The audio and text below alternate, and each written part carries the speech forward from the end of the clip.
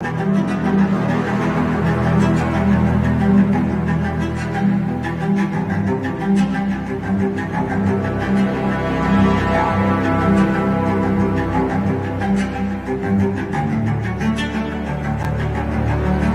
Eric, we're over here on the paranormal hunt, and I headed over to this other building, and it's number 13. What is this going on? My God.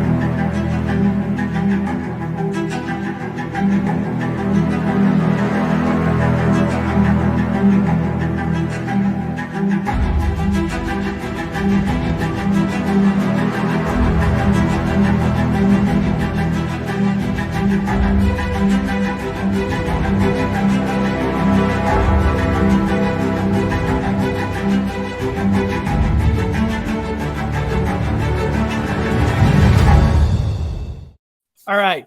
Now, first of all, if anybody who hasn't watched the cartoon last night, this is the link. I put the link right there because today's show is basically the three main things that came from the cartoon: the vampires, the Holy Grail, and time travel.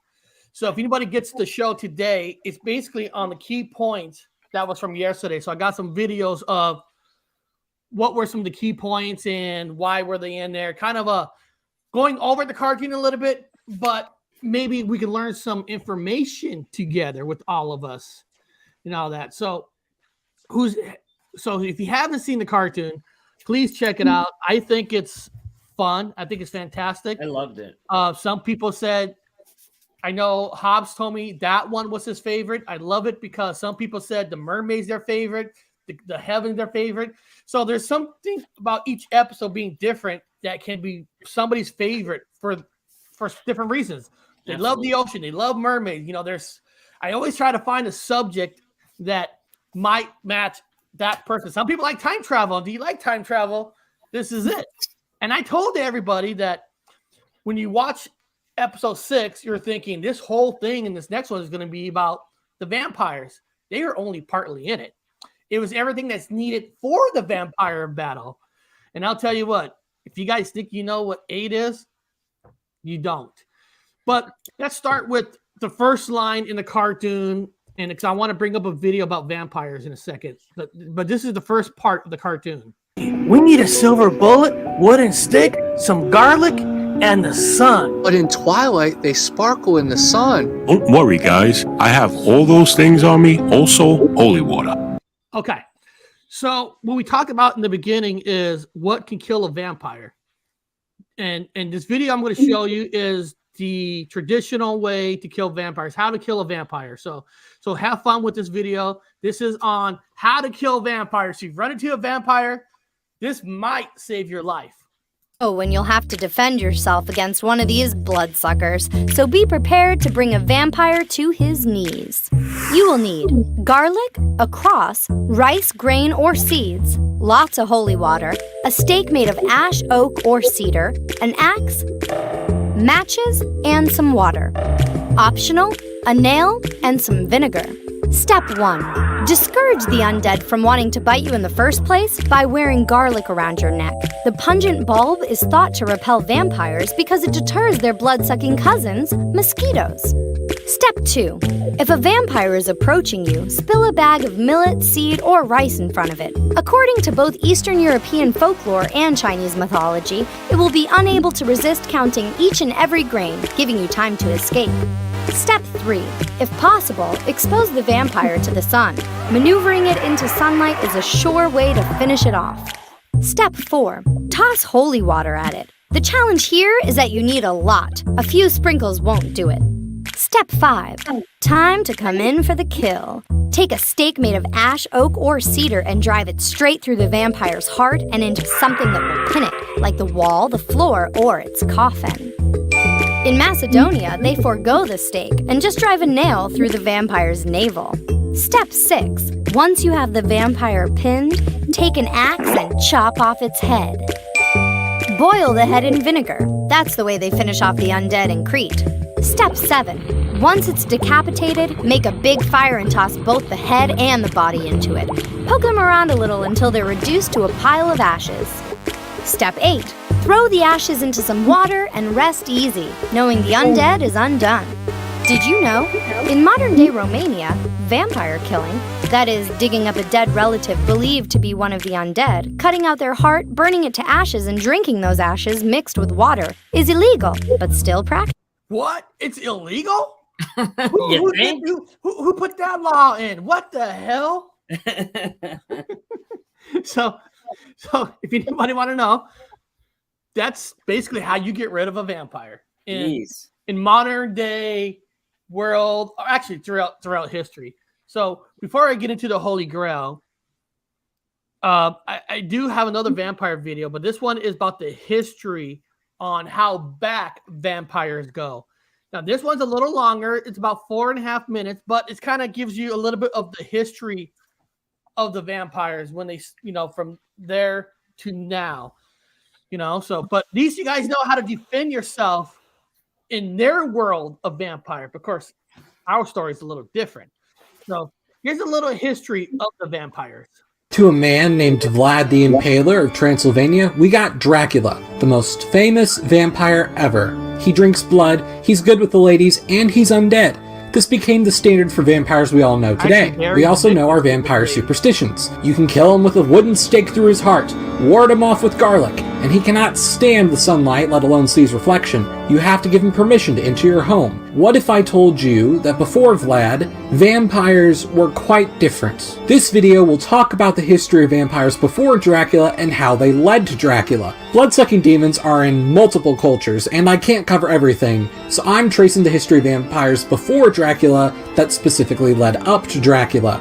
The oldest example of a blood-sucking demon is from the ancient Middle East. Every culture had its own version, but the most prominent one is a Mesopotamian demon goddess named Lamashtu. She'd caused a lot of destruction and was known for eating babies and sucking the blood out of their mothers. What did she look like? Okay, this is way cooler and scarier than Dracula. I mean, look at that. So, she's essentially the opposite of a griffin. Instead of a lion's body and bird's head, it's a feathered body with bird talons and a lion's head. Then she also has donkey ears and donkey teeth, but with 2 really sharp fangs used for blood sucking.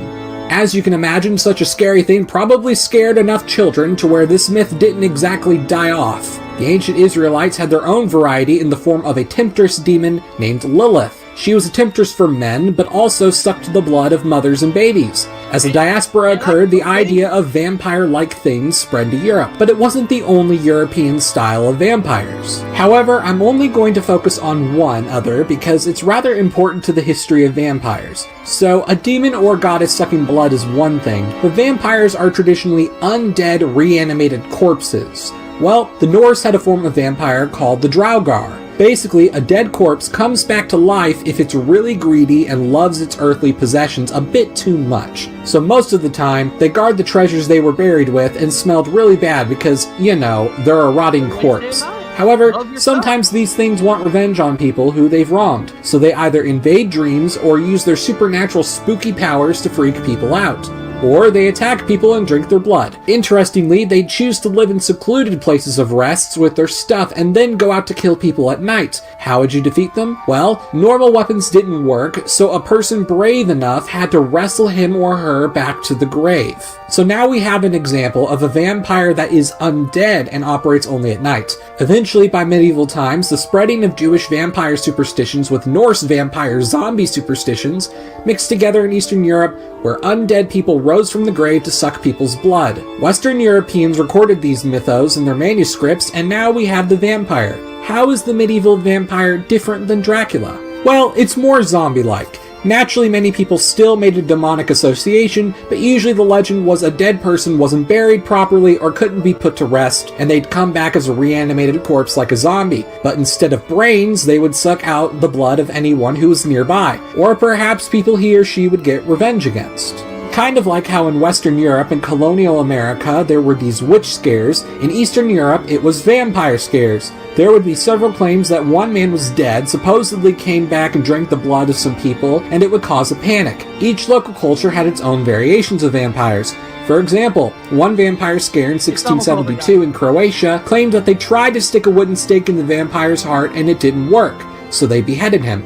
Yet in the Dalmatian part of Croatia, sticking a wooden stake through the heart did kill the vampire. For Bulgaria, the stake had to be iron, not wood. For some places like Bohemia, Moravia, Slovakia, and Slovenia, there was an idea that garlic drove vampires away. By the time Dracula was written in 1897, all of these various ideas on vampires had spread through culture in Europe. For Irish author Bram Stoker, he wasn't going to know the cultural differences and likely just saw things like wooden stakes and clovers as a part of the same mythology. Plus, he was inspired by Vlad the Impaler of Transylvania. This added to the idea that vampires, while an undead, bloodthirsty creature, was also capable of being cunning and suave. Such popularity of Dracula quickly became the representation for practically every vampire and has remained the defining vampire for nearly 100 years by this point. So that's how the earliest vampire led up to the most famous vampire. Okay, and whatever video you guys watch, there's going to be different things about vampires in the history. You know, some people in the chat wrote like Oscar Skinwalker. I heard of that. Was a Succubus. I heard that too. This. Animated Corpse, definitely talking about. Man, I can relate to the energy. Devil in the Details.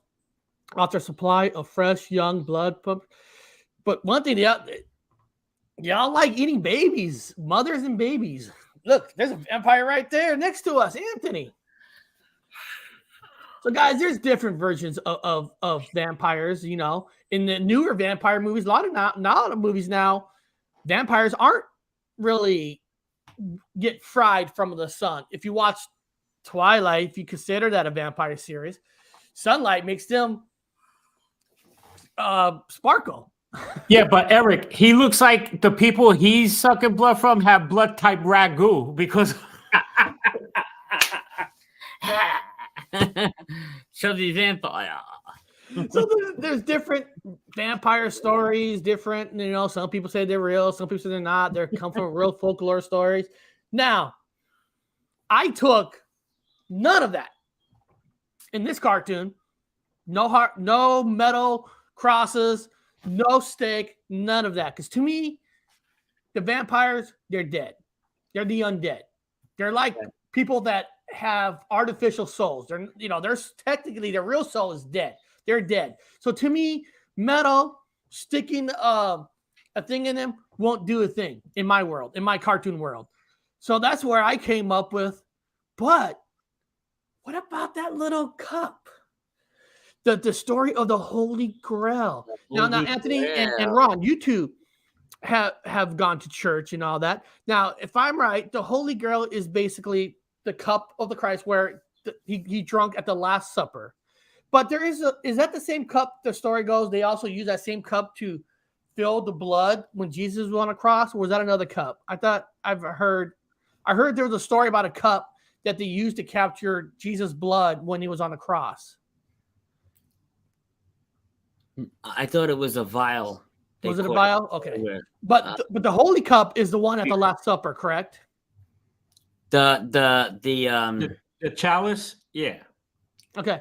So the Holy Grail you're talking about. The Holy Grail, yes. That's the cup from the Last Supper, yeah. And if different versions stories, but the main story is if you drink it, some say it'll make you younger or heal you, make you better, or whatever it is. Now, I want to ask you guys this. First of all, what is the power of the Holy Grail, and why is it that cup at the end of supper? What made that? I mean, just knowing what's going to happen to Jesus, the magic powers through him went through the cup. What's the connection between there, if you guys know it at all? Legends hold that the Grail had the power to heal wounds of the sick, give you eternal youth, and grant everlasting happiness. That's what the Holy Grail legend was. But that's not the only thing in the Catholic religion that could heal you and do things like that. They also have small bone fragments from saints, tears from the Virgin Mary. So things like that are also said to have their own types of healing powers and stuff of that nature as well. I think we need to throw some Holy Grail onto Ron. Power of Christ compels you. And of course, Holy Grail is famous in 2 different storylines. I mean, it's popular with the Excalibur world with King Arthur. Yes, like this is St. Jude. And in the St. Jude, see this? Here. That's like, the communion bread? Yeah, the host. Like that. Sure, it's not a They even table. have Listen. this. This is your little thing. Oh, the Last Supper. You 3D printed that? No. I actually, I think my cousin gave me this a long time ago. I was going to paint it, but I'm going to 3D print it. Now that I you would just love said one that. of those Oh, 3D see- printed. Here's another You got version it. of a vampire, and Carla Webster is correct. In Midnight Mass, that's on Netflix. The vampire is seen as an angel, and the blood given to that congregational at the communication in zones. And I've heard that version too, that some of these vampires are actually falling angels. I mean, it's almost like instead of that one becoming the devil, because they already have Michael, the main devil, I guess. Could be falling angels. I mean, I don't know. I've Right. heard that one before. Now, the Holy Grail. So my idea was, well, I don't want to be able to try to kill a vampire with a stick, but what if we get the Holy Grail and we have them, however we get the holy water on the Holy Grail, throw it on them, make them drink it or whatever, turn them back into life, and then that's where we can destroy them, because we can't destroy the undead. But by sending them back to life, giving them life to them, making them human again, then they're one-on-one with us. They're equal with us. Then Anthony can be like, come on, boy, come on. Can you imagine 2 New Yorkers fighting a bunch of vampires? I would pay to see that. That's a pay. They don't stand a chance. They don't stand a chance over here. I'll stab him with a steak T-bone. That's it. And of course, on this show, I do have a video. Now, this video is called "Is the Holy Grail and What Is Its Spiritual Power?" Because some beliefs is the Holy Grail is found, the Holy Grail was stolen. Where is the Holy Grail and what it is? So this video is kind of a little bit of both, on where a museum says they had the Holy Grail, but it's gone. So I can't tell you if this part of the history is true or not. I can't tell you that. You guys have to make that judgment yourself. Here we go. Oh, maybe I got to do it here.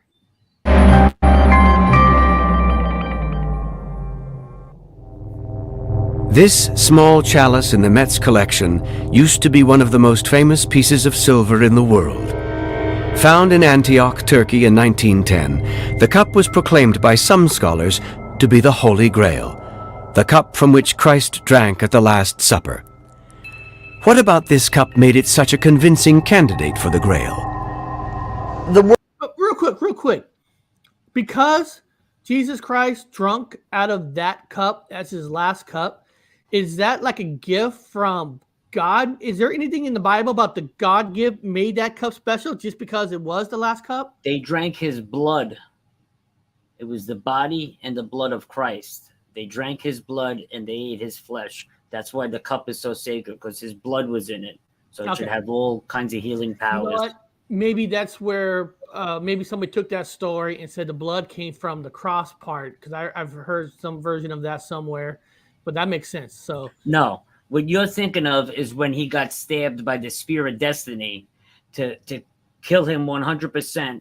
The blood that leaked out of his wound was also collected. And the Shroud of Turin is from when Mary Magdalene and the Blessed Mother wiped all the blood and sweat from and filth from his body, and it left his face imprint on the shroud also, which is another holy relic. hey, that's the cup of Carpenter. Didn't you see that movie? Of course we've seen that movie. We made a comment in the cartoon about John Carpenter's vampires and the sequel with Bon Jovi. Work is unique, and it's exceptionally interesting technically because you have a very elaborate cup that's made of vine scrolls, and inside of it is a very simple metal container, and they're both silver, and there's a foot that it stands on. So the argument was that the inside was in a way so simple that to have made this elaborate cage for it, it had to be very important.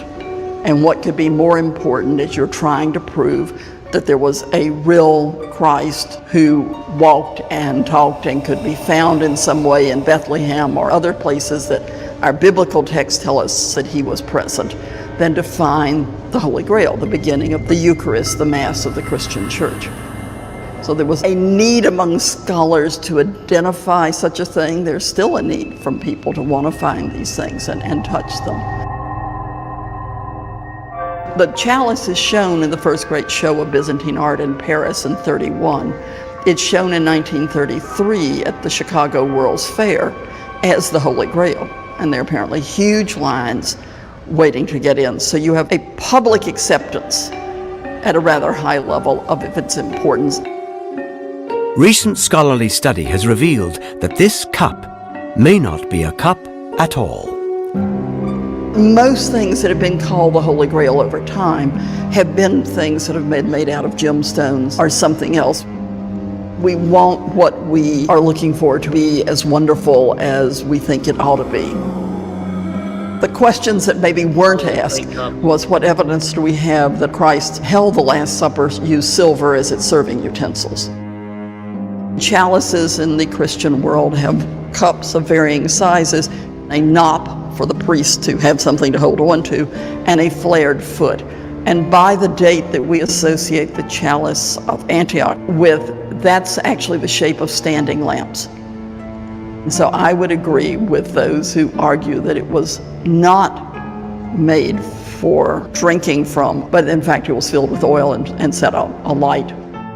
Lamp or cup, this ancient object continues to be surrounded by more questions than answers.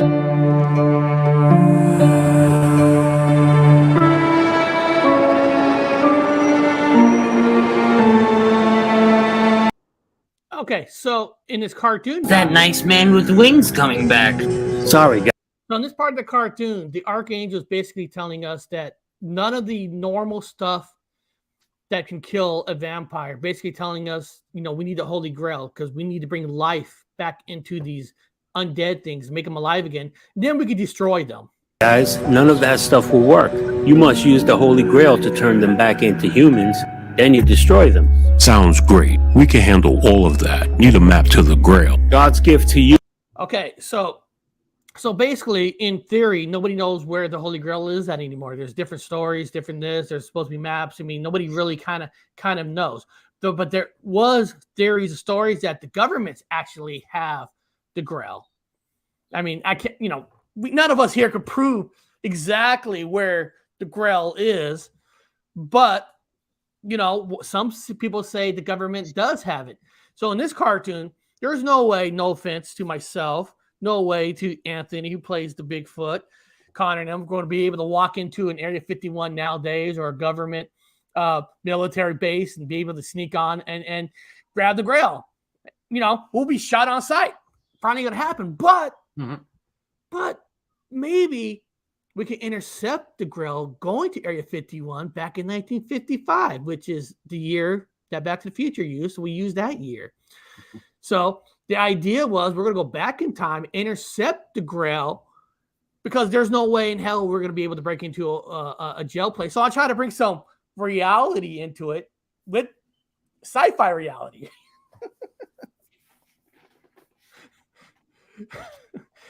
if that makes sense. Oh, hold on. Is Deep Throat. Now we go here. This is the car. This is now the idea of this car, guys, is if you guys watched the earlier episodes, the government didn't make this car. It was given by alien life form. One of the characters from The Last Starfighter gave the car. So basically, the car will allow us to go into time, but we can't use it to go back and forth. Once you use it, the car is destroyed. And the idea behind that is the aliens ain't going to give us that much technology because we will destroy everything on Earth, right? Anthony, Rod, and I will just keep going through time, taking stuff, stealing stuff. And we will cause anything to happen forward. So it's like a one-time deal. You go there, and the car explodes. Connor, it's all you now. See, guys, I told you, I'm an expert time traveler. Wish I had marshmallows to roast. Add some Hershey chocolate, a graham cracker, and we have s'mores. So you can see here, we go through time. Now, Now, in this one, for some reason, the unicorn actually is helping us out. And while all the soldiers are just like stunned, like, what the hell is this? While they're looking at the unicorn, we're going to sneak behind it and we're going to steal the whole. Now, guys, get this. I was so nice. I said, we can't just steal from the government. We're going to replace it with another cup. At least you get one for one. Your coffee cup.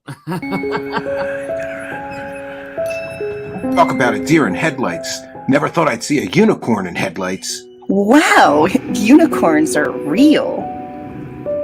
How did that unicorn know we would be here to help us? Grab the grail, and I'll replace it with my favorite coffee cup. I wonder if I drink out of this cup if I get younger.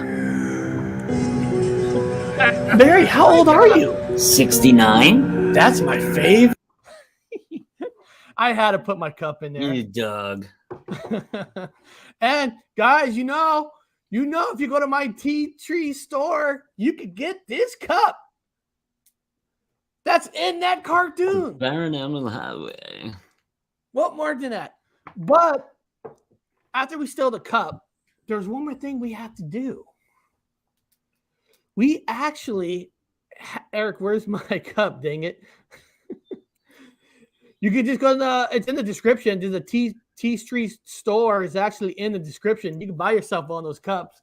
Now, this is where we start playing with Terminator kind of stuff, kind of like Back to the Future, where there was a meaning of stuff in other episodes where there was actually a reason that we met up with Barry and we got taken away from aliens. They were actually saving us because there's different stories about the gifts that vampires have. Some people say some vampires can see the future.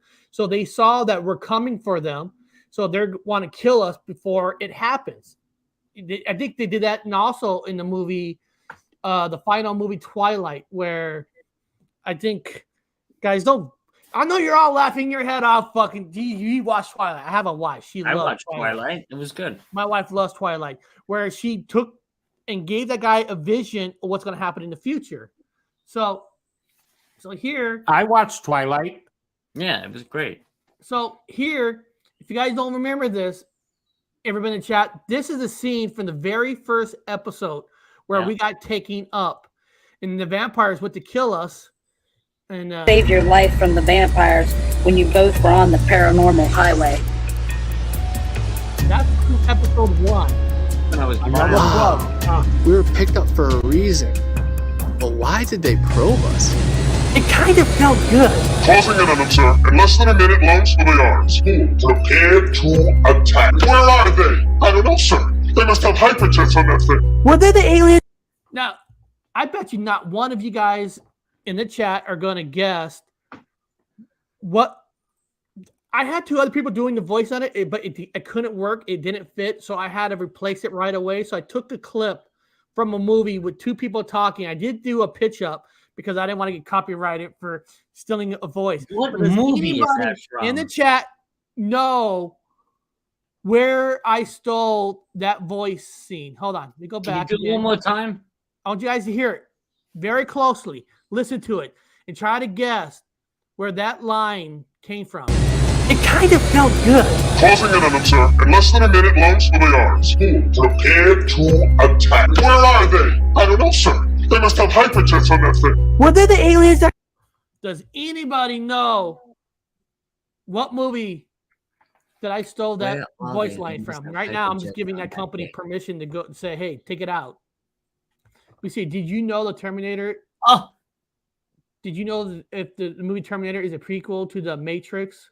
Watching an interview with the author who said both main characters, John Connor and Neo, are Jesus. Oh, I know where it's from. Does anybody in the chat know where that scene is from? Come on. There's got to be somebody. Come on, people. Think 1980s. Think it's something in the 80s. Actually, let me look at my history. So maybe I can...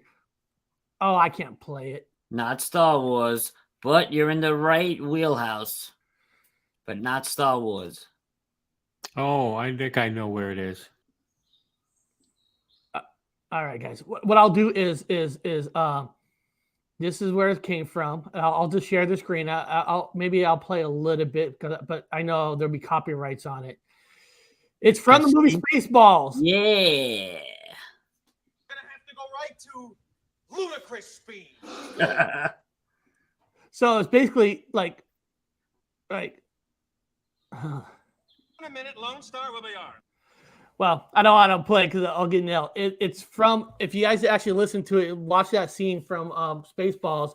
That voice part was Spaceballs. I just pitched it up so YouTube doesn't recognize it and say, hey, they want all the money, which there is no money to be made on. Crash at Roswell. So the idea is now, so we could be picked up. We have to get the aliens out from Area 51. So we have to break them out. Otherwise, if we don't break them out, they're going to get killed by by Truth Seeker Steve, and we'll never get picked up. Vampires would kill us, and then the whole world's destroyed because the missile from the moon will never be launched to destroy the ogre. We're all dead.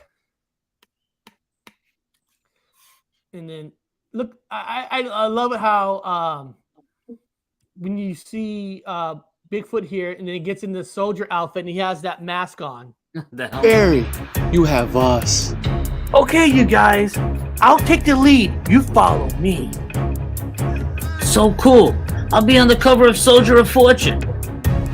And I don't know if a lot of younger people might not know that during the 80s and 90s, and Soldier of Fortune was a huge magazine. Yeah.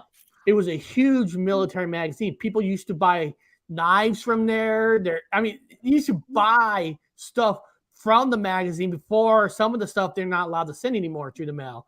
But during that time, Soldier of Fortune was where you got your military stuff. Yep. So if anybody watched it, we'll get it. And then let's see here. Of course, right there, I thought I was John Rambo. Team's here to take the aliens by the orders of Dwight D. Eisenhower. Okay, the pass looks good. They're in room 13. And Dwight, how whatever, he was the president during that time. I feel like we're in my dad's favorite movie, Platoon. Full Metal Jacket for me. Okay. And of course, one person said Platoon and Full Metal Jacket because that was like the two biggest war movies during that 80s and 90s time, where people, a big percentage like Platoon and a big percentage loved Full Metal Jacket better. They're both great movies, but Full Metal Jacket had the famous the boot camp stuff. Arlie Emery. And of course, Platoon with Charlie Sheen, where almost everybody dies. I mean, and how soldiers shot each other in a way, and it was kind of like crazy. It was kind of like a more realistic take of what the military was. So that was that. And then, guys, I found them. Then Ernie and Betty. Future. So both of you need to follow us. Fantastic. Let's get out of here. I feel like we know you guys already. Have you been probed yet? Once we're out of here, let's go abduct Barney and Betty Hill for fun. So we just learned from this cartoon that it was those two who actually abducted Betty Hill. If you guys didn't know that, they abducted them. They were the ones. Ron, I bet you didn't know that. No, I just found out. It's very informative. Then here, let's go to one of my. Now there is a clue about him asking to keep the map because of Transylvania. So there is a clue kind of there about the next one, just so you know. If you guys don't know UFO Man, he's got a fantastic channel. And, you know, sometimes we ask people to play characters. Like, for example, Steven played a fantastic soldier. I mean, his voice was awesome. And when UFO Man said he'll play Doc Brown, you know, I don't expect nobody try to talk like Doc Brown. You know, just do it yourself, you know. But I love the version he did. It sounded natural. And you guys want to hear it right here with Doc Brown.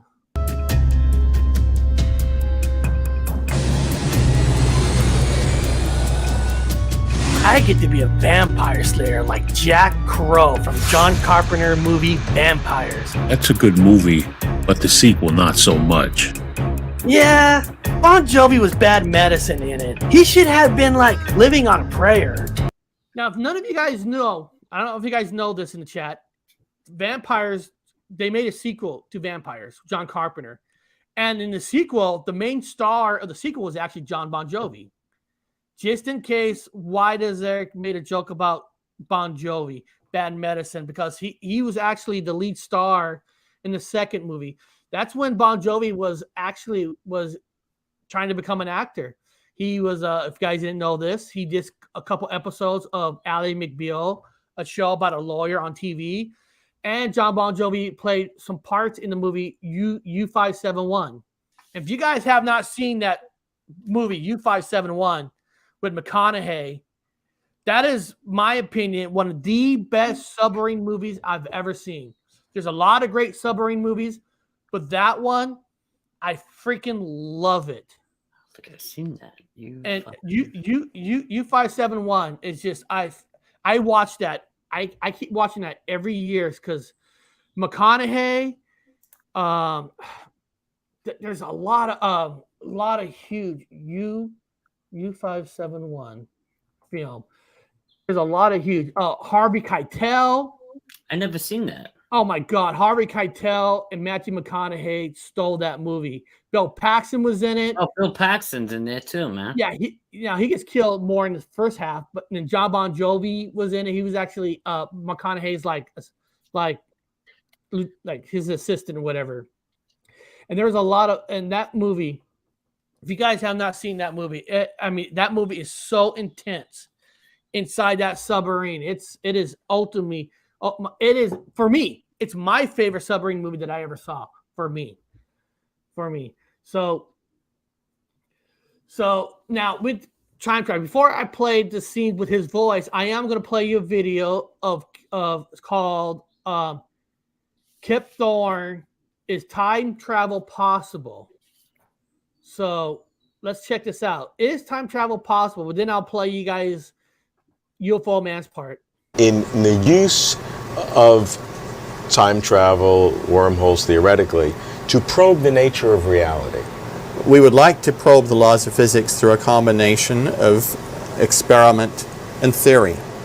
But there are areas where the experiment is so challenging we can't do it with the human technology in this century.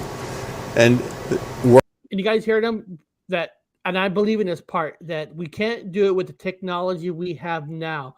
So that's why, like, when you guys see the parts in the cartoon, when he made a comment like, the Lavender alien has been selling Doc Brown parts because it needs futuristic parts to make it. So I made sure in this cartoon I added that in because I kind of believe what he says. We don't have the technology now to create. It doesn't mean in the future somehow gets here. So kind of interesting. Wormholes and some aspects of the nature of space are in that domain, predictions about them. And so thought experiments, Einstein taught us, are a powerful tool for probing the nature of physics.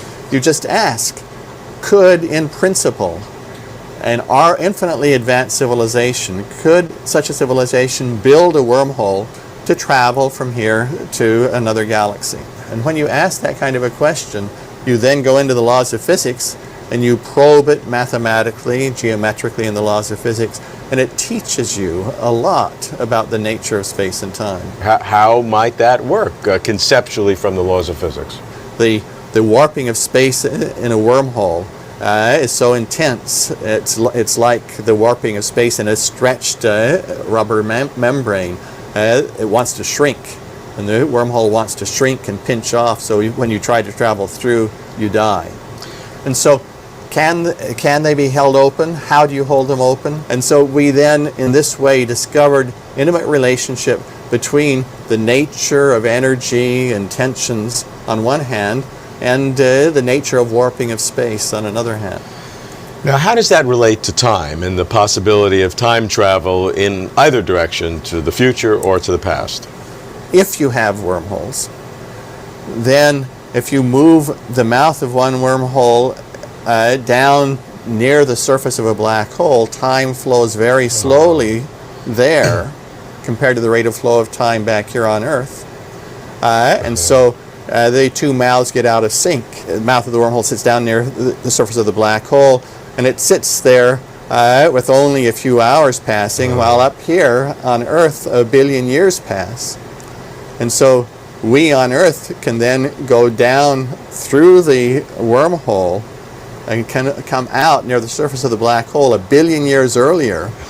We can then come out and go back up into the external universe 1 billion years earlier than we went down. So if you have wormholes, there's a natural way to make a time machine. So this was wonderful when my students and I discovered this. I was very excited.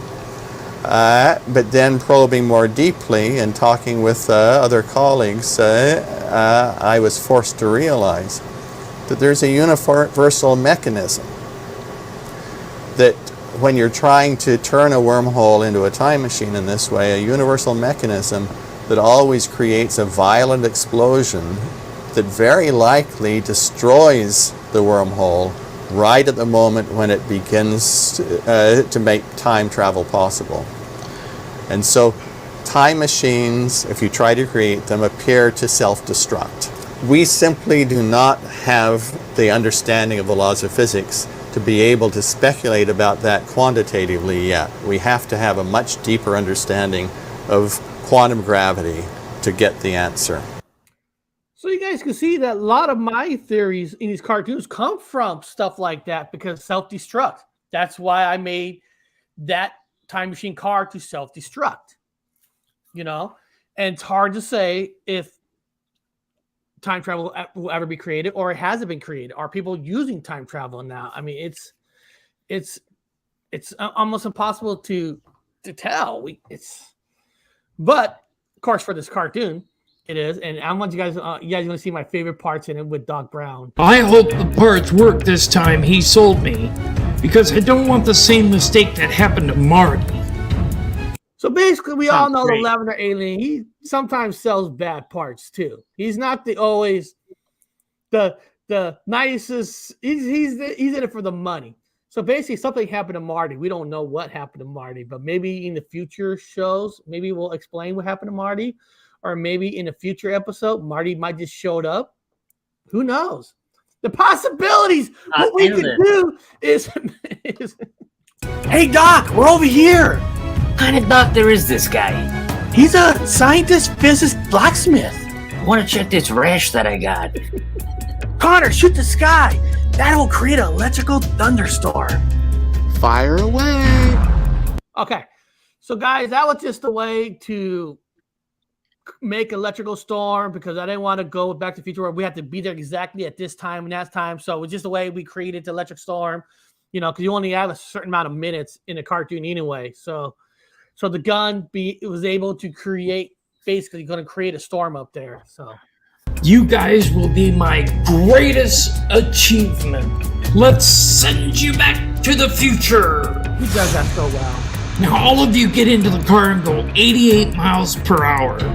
It's like that song, I can't drive 55. Great Scott, not 55 miles per hour. You need to hit 88 miles per hour to cap.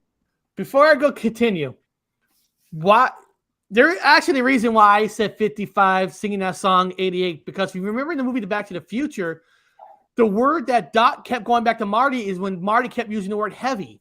Why is everything heavy in the future? You guys remember that in Back to the Future, because Marty goes, oh, that's heavy. And then of course, he made that comment about heavy. So 88, 55 is kind of like that conversation, but not using the exact same words. Just in case. I know this is nerd stuff. I do put a lot of thought into this, just so people know. There really is some thought process in this. Sure, the lightning. Get your seatbelts on, guys. We're going on a joyride. I feel car sick. And the road is very bumpy. Roads? Where we're going? We don't need roads. So what really happened to Marty McFly? You think Bill and Ted are in that phone booth? Now, if you guys remember, Bill and Ted, their time travel was through a phone booth. So why not throw a phone booth in that thing? Now I'm going to tell you guys a little secret here in the chat, a little secret. And I think Ron and Anthony would tell you. I cut that scene about what happened to Marty for another part in the cartoon, but there was a word that I just could not say. I was trying to say this word with a black hole for that, and I just could not do it. I cannot say that word. It was sounding so bad. I'm like, well, you know what? The Marty Say it right now, Eric. You can do it. Come on. Gargantuan, black Gargantuan. hole. Gargantuan. I have a hard time saying that word. Was it gargantua or Gargantua. gargantua? Gargantua. And the idea was that word for the black hole came from the movie Interstellar and all that. But there's a lot of like right here. Hold on. I don't know if let me see. Was it here? He just couldn't get that word out. It was the funniest. Oh, it was great. Yeah. Like, let me see here. Was it here? Or was it? Okay, he's taking us here. Hold on a second. And when I meet up with you in the future, I'll help you stop them, and I'll take their teeth. Take their teeth? That's gross. Should we tell him about the cave? Now, technically, Anthony said that. Should we tell him about the cave? You guys remember he got run over by a boulder. Actually, Anthony said that earlier while we're walking. I thought, you know what? Right before they leave with the ship taking off, I'm going to put that little clip right there. Should we tell them about it? So if anybody gets it, they'll understand that. I thought it was funnier right there. I know this is nerd stuff because if you've seen the last episode, he gets run over by the boulder, and like, should we tell him that he's going to get run over by the boulder? You know, so even sometimes I actually move clips to different spots, and I just think it just works better there. You got eyes on it from editing it, so you would know best. Yeah, you know, when you start playing it over and over, you're doing it like, you know what? I'm gonna put this here. I'm gonna put this here. I know it's a little nerdy, but God, it might sound both. Doc, who used a phone booth? What do you mean by that? Doc, who used a phone booth? The phone booth segues into the next episode. Well, the Wild Dreams, Jimbo, if you're talking about when we're time traveling, you know, we're using basically time travel like through a wormhole, and the phone booth was just like an Easter egg for Bill and Ted. Right. So it wasn't like it was just like an inside joke. And anybody who sees Bill and Ted, they're gonna get it that while we're time traveling in that wormhole, you saw the a phone booth. So I even these cartoons, I try to put some little Easter eggs in it, even or not. Are we gonna get to watch the whole cartoon again? Oh, Doctor Who. Oh, he's talking about Doctor Who. Doctor Who. Now I'm gonna play this other video, and I'm gonna end the show today with the full 8 minutes of this. But here's a video of some people claims that this is evidence that time travel is true. But you guys take this with a grain of salt. Is there something out of place in this video? Look closely. It's a Mike Tyson fight from 1995, 21 years ago. And what's that guy in the crowd holding? Could that be a smartphone? We're used to a sea of smartphones recording historic events like the Pope's visit to America. But back in 1995, the internet is going wild with headlines like, "Did time traveler film Tyson fight?" We've seen this before. Check out this Charlie Chaplin movie premiere from 1928. Is that a woman walking with a cell phone? Sure looks like it. Look again. And there's this footage from 1938.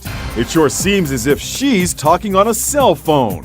Back to the 95 Tyson fight. Well, we may have solved the mystery. We did some digging and found out the device in the video is not a smartphone at all. It's an early version of a camcorder called the Dicam Logitech. Why is it human beings are so much more willing to think up an idea like, well, they must have gone back in time with a smartphone, as opposed to saying, I wonder what camcorders looked like in 1995? So for the time being, at least, it looks like we'll have to leave. They just showed. I know. Yeah, I know. Because that jerk, because everybody uses smartphones now and it resembles one. That's why they think that. you know, the guy's like after the fact. You know what I mean? But the Time travel to the looks nothing like it. Yep. With that guy. And I didn't see the big black lens on it, like in the middle. So but do you that's think Monday morning quarterbacking? Like it's easy to say that. Oh, like people are idiots. Why they gotta think like that? Right. Then prove us wrong. Show the right device. Eric, you should give us a list of movies to watch so we can find all these Easter eggs. Well, I mean, not every part of the cartoon. I mean, a lot of the Easter eggs are basically with words, you know, like Platoon. We talked about Platoon. We talked about Full Metal Jacket, the vampire movies and stuff. But sometimes there might be a scene like the floating phone booth, which I totally forgot about. Doctor Who is famous for the phone booth too. So I guess you could say that phone booth is for Doctor Who, that's better for us. That's better for us. So Anthony, I mean, actually, Ron. So, do you have a favorite part in that cartoon of the story, or any part of the story confused you that we should discuss, or anything you think, or it came out the way you thought it's going to come out? No, it was actually honestly, I enjoyed the entire cartoon. I thought there was a lot of comments in the chat during the premiere which were correct. They said like it was the funniest. It was just funny. It was the whole time. But the one part in there that I don't know why just sticks with me, and is this freaking Goomba over here when he says, "Yeah, what kind of doctor is he? I think I wanted to look at my rash or something like that." When I hear that, I go like this. That was like perfect. I just cracked up with that. I love that. Actually because he'll say that, not just doing it during the acting or a cartoon. You say actually, that anywhere. Was a last minute thing that Anthony and I recorded that day. Remember, that was like the last, like, hey, let's fill this part in. You know, because sometimes you sit there like, God, what kind of doctor is he? He's a doc. He's Doc Brown, but is he like a doctor? Is it this? And remember, we try to treat Bigfoot like he's still learning our world. He doesn't know exactly what all doctors are or what's this. So when he hears doctor, he might think, you know, a rash. And the idea with the rash guys in the chat is the creature who grabbed them wanted to mate with him. It wasn't to kill him. Not be pregnant is all I'm saying. And bunch of little feet idea running around. The rash. So Anthony, what do you like about it? I like Ron said, I loved the whole thing. I thought it was done perfectly, this one. I really enjoyed it very much. And the fact that you had me get raped by Swamp Thing, I did not appreciate that. But otherwise, it was a great cartoon. And at least he brought you in the mountain to do it. And if you guys don't realize, the creature in that, if you don't, hold on, let me try to right there. That is actually the wife creature of the creature of the Black Lagoon. If you guys didn't know, the Black Lagoon, he dies. So basically, this is the woman, and she wants to continue her race. And the only big thing she could grab that's big enough like her is Anthony. Gee, thanks. I do feel bad. We melted it, but you know, maybe we should have. I don't know. But now maybe he has a real rash to check out the doctor. Yeah. On my butt. So I always say there's something for everybody in the course of time travel. And then of course, when you guys, you know, the next one, guys, actually, believe it or not, what's today's date? Today's what? The 5th. I'm actually going to get first crack at looking at the next one in the next couple of days. Believe it or not. And what's going to happen, guys, is just so everybody knows in the chat, the next one is basically technically the season finale of this whole storyline. I'm not saying it's the end of the series, but it's in 8 because the plan is we're going to take the 8. It's going to take a lot of work. We're going to combine it. We have to create an intro and the end credits all into one because we're going to actually be submitting this to contest. Now we're going to have to do some re-recordings because, you know, we had different people sometimes did different They couldn't come back for whatever reason. And when you put this in context, that they don't want different voices for the same character in one thing. So there's going to be some re-recordings. We're actually going to remix it a little bit. Like we're going to add some sound effects. So that's going to be pretty exciting too after the next one. So does anybody in the chat have any questions for Anthony? If you guys didn't know, Ron played Gabriel the Archangel, and in this one, he also voiced the character of Mr. Jones. And if you guys didn't get that Easter egg in the cartoon when Connor says, "Hey, maybe we'll meet your father, Henry's," oh God, that name he mentioned, the father of Mr. Jones, is actually Indiana Jones' real name. So technically, Mr. Jones' dad is Indiana Jones. Just so basically, if anybody didn't get that in the cartoon, Mr. Jones is the son of Indiana Jones. If nobody got that, so I guess you can say that's kind of a Easter egg. And Henry Jones. Poor Bigfoot. He's all shell shocked. Look at his face. He's terrified. He knows what's going to happen. And look, this guy got him by the waist, and he's smiling. Look. And I got to tell everybody that this project is done with pure love. We all have fun doing it, because I will tell you that, this ain't cheap. Now I'm going to show you guys something. I'm just going to show this real quick. I haven't paid for the episode 8 yet, but just right here, you can see here that I still owe $376 because I ordered this through PayPal with the company, just to show you guys that even with all your donations, I still owe $376 for all the ones that's already been out, not including what 8's going to do. And the reason I do this is, so if you think we're making money off of it, no, I actually nothing. You see, I'm broke from it. I'm actually broke, and that's not including episode 8. We do it because it's fun, and the plan is, if we get all 8 together, we're gonna try to sponsor it out. Try to have somebody who maybe like it sponsor it. Be nice to get it on TV. TV, or just something where they, instead of I'm asking people from the chat, hey, can you donate to get more cartoons? Because that part always sucks. I hate asking, but we know it's important because it helps with keeps the show going. So if I can get a company to say, hey, I like what we're seeing, but to do that, when I get all 8, it's going to have all the same voices. It's going to have an intro. It's got to have something that they want, because I never know. My goal is, what if Adult Swim goes, hey guys, I like it, but we want the cartoon not to be 2D. We want it to be more 3D, which is, which would be exciting and all that. And I don't know if it's going to happen. We can do it. And if we get the funding, we could do anything. Oh God, if we had the funding, there's so many things we could flush out with the episodes we do now. We're doing this on no budget. Just imagine if we had a budget, Yeah. I mean, the budget you saw there that I'm paying for us, that's a big budget for us. But like you said, if we had a huge budget where we could get everybody to record in the same room together and stuff, I mean, difference. Oh, it'd be night and day. But beyond that, guys, we're at our hour mark. So everybody in the chat, do you guys want me to play full cartoon right now, and that'll be our ending for the show? What do you guys want? You guys want to see it in the chat? Oh yeah. Okay, let me get. What are we going to do? All right, guys. So this is going to be the ending.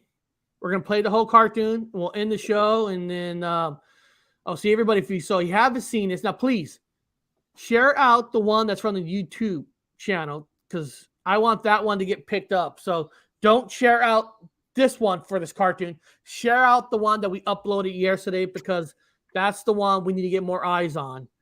So beyond that, I'm gonna fold the full screen, and I'm gonna play from here. Let me get rid of the square bar, the frame. The frame. Let me get rid of the frame. So here we go. One last time. Full cartoon. Okay, we need a silver bullet, wooden stick, some garlic, and the sun. But in twilight, they sparkle in the sun. Don't worry, guys. I have all those things on me, also holy water. It's that nice man with wings coming back. Sorry, guys, none of that stuff will work. You must use the Holy Grail to turn them back into humans, then you destroy them. Sounds great. We can handle all of that. Need a map to the Grail. God's gift to you is Deep Throat. The Holy Grail is locked up at Area 51 that you can't break into.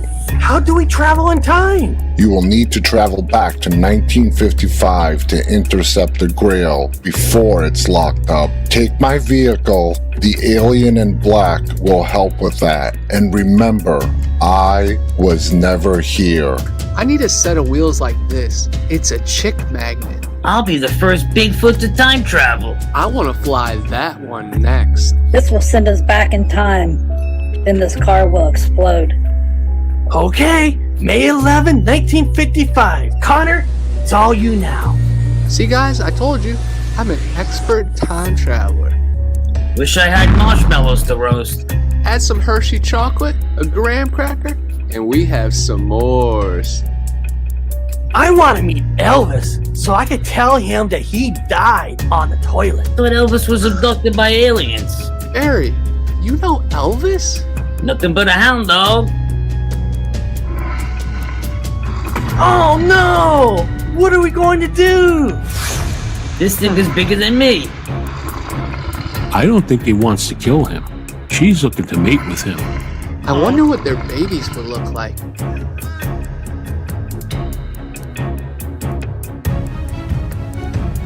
All right, he's in this cave. Let's go save our friend. I'll stop it.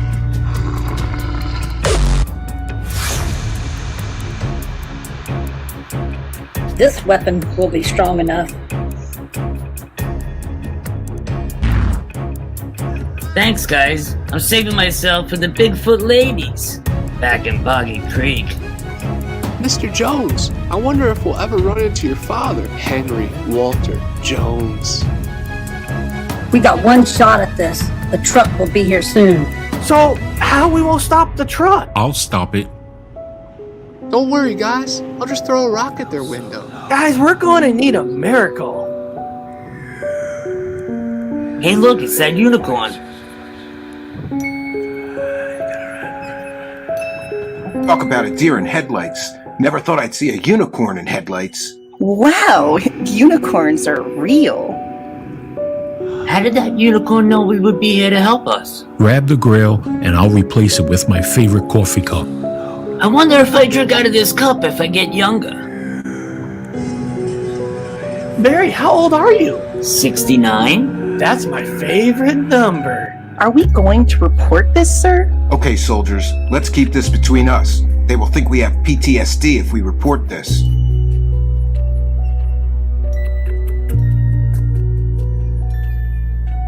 We have the Grail now, so what now? We need to go to Area 51 and break out the two aliens. They saved your life from the vampires when you both were on the Paranormal Highway. Wow, we were picked up for a reason. But why did they probe us? It kind of felt good. Closing in on them, sir. In less than a minute, launch the arms. Prepare to attack. Where are they? I don't know, sir. They must have hyperjets on that thing. Were they the aliens that crashed at Roswell in 1947? Yes, the Lavender alien was drinking and flying. They are about to get exiled, but the General wants to destroy them, and if he does, you won't be saved from the vampires, so everything you guys have done to save us all will be for nothing. I'm gonna be like Arnold Schwarzenegger. I'll get to play Commando. Put on the uniform and tell them you are here to exile the aliens. Once you get to their ship, give this device to the Lavender alien. I'm going to miss him. Barry, you have us. Okay, you guys. I'll take the lead. You follow me. So cool. I'll be on the cover of Soldier of Fortune. I only see two standing, so let's act like we belong here. Hey, girls do like a man in uniform. I'm John Rambo. My team's here to take the aliens by the orders of Dwight D. Eisenhower. Okay, the pass looks good. They're in room 13. I feel like we're in my dad's favorite movie, Platoon. Full Metal Jacket for me. Okay, guys, I found them. Let's break them out. We are here from the future, so both of you need to follow us. Fantastic, let's get out of here. I feel like we know you guys already. Have you been probed yet? Once we're out of here, let's go abduct Barney and Betty Hill for fun.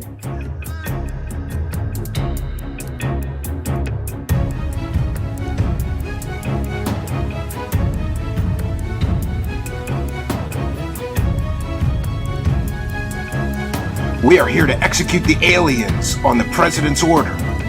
A group has already came here to take the aliens.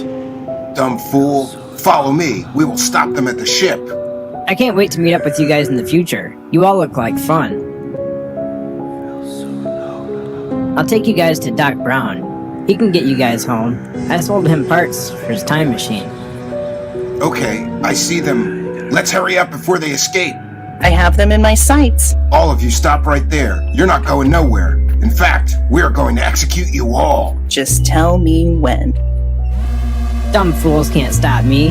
Have fun explaining this to your boss. Damn it, let's keep this to ourselves. We still have the Holy Grail.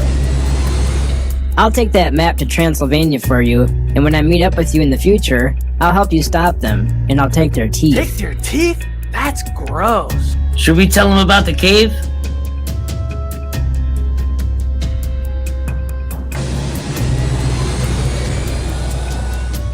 I get to be a vampire slayer like Jack Crow from John Carpenter movie Vampires. That's a good movie, but the sequel not so much.